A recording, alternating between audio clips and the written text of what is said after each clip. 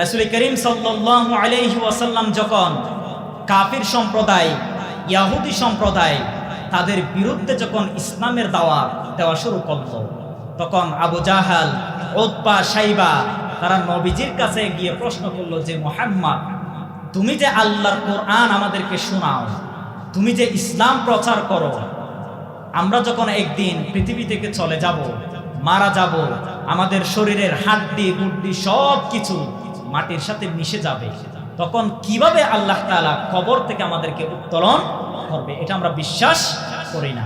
তুমি মুহাম্মদ বানিয়ে বানিয়ে পাগলের সংলাপ দিয়ে আমাদেরকে বোকা বানাতে চাও। আমরা শিক্ষিত মানুষ, তোমরা আমাকে বোকা বানাতে চাইলেও আমরা তোমার কথায় পাগল হয়ে ঈমান আনয়ন করব।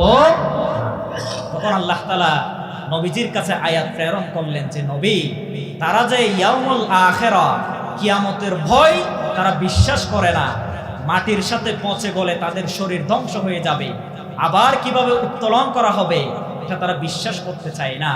তাদের যে হাত রয়েছে, হাতের যে ফিঙ্গারপ্রিন্ট, আঙ্গুলের ছাপ পর্যন্ত, আমি পূর্ণ আঙ্গিকে এখন সময়ে যেরকম চিহ্ন রেখা তোমরা দেখতে পাও, হুবহু সেম ইয়াউমুল আখিরা, কিয়ামতের ময়দানে আমি স্বয়ং সম্পূর্ণভাবে শারীরিক গঠন বানিয়ে আবার তুলতে সক্ষম আমি আল্লাহর আছি। সুবহানাল্লাহ।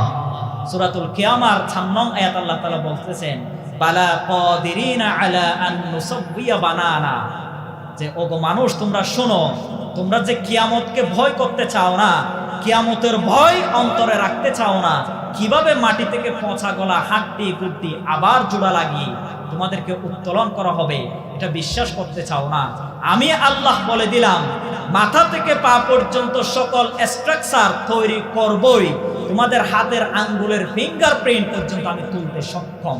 সুবহানাল্লাহ। বর্তমান সময়ে ফ্রান্সিস গোল্ড নামক একজন সায়েন্টিস্ট 1880 সালে সে আবিষ্কার করলো, ইনভেনশন তৈরি করলো, মানুষের যে আঙ্গুলের ছাপ, এটা 1880 সালের আগে আঙ্গুলের যে ফিঙ্গারপ্রিন্ট আছে এটা তারা বিশ্বাস করতো না, জানতোও না। ফ্রান্সিস গোল্ড আঙ্গুলের রেখা নিয়ে গবেষণা চালালো, তিনি ঘোষণা দিল যে আসলেই এই আঙ্গুলের মাথায় ফিঙ্গারপ্রিন্ট আছে। সুবহানাল্লাহ। এই আয়াতের তাফসির ব্যাখ্যা বিগত যুগে স্পষ্ট করে মানুষ বুঝতে পারে নাই। 1880 সালে ফ্রান্সিস গোল্ড যখন এই আবিষ্কার করলো, ফিঙ্গারপ্রিন্ট আবিষ্কার করলো, তখন মানুষের মনে নাড়া দিল যে আসলে আল্লাহ তাআলা অবশ্যই কিয়ামতের ময়দানে আমাদেরকে তুলতে সক্ষম। সুবহানাল্লাহ।